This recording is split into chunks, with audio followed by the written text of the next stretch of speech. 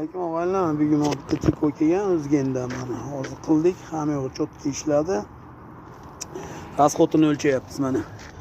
Har doimdek mana 200 gram benzin. Mana 200 gram benzin hozir moddiy baklashga qo'yib qo'yamiz ashini. Mashinaga ulaymiz hozir. Xudo xolasa men mashinani ishlashlarini hozir ko'rsataman. Mana ishlashlari qanday ishlayapti. Pasos vaqtida oshdi, sirkulyatsiya zo'r ekan.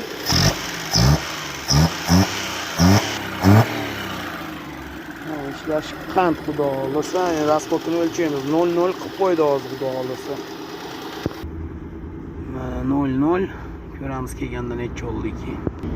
Ana hozir ketyapmiz, уже 1,5 kilometr yurdi mashina. Xudo xolasa 200 gram benzin. Oxiri ko'ramiz necha bo'lar ekan. Hop, mana yurib keldik. 3.9 oldi. Hozir benzin oshib qolgan bo'lsa ko'rsataman, ichida nechta benzin qolganini, qancha qolganini. Qarochi 100 ga 4 bo'lganda 5 litr bo'lardi. 200 gram bilan 4 kilometr bo'lganda 5 litr ichgan bo'lardi. Hozircha 3.8 turibdi. Oshib qolgan benzin hozir ko'ramiz qancha oshib qoldik. Benzin qolmabdi mana ichida. Qisqasi 200 gram benzin bilan 3.8 yurdi. Shunda hozir почти 5.200 ishtida 100 ga hisobimizda.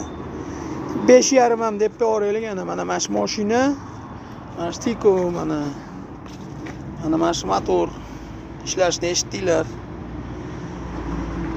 5.200 ishdi 100 ga. 200 gram bilan 3 kilometr 800 metr yurdi.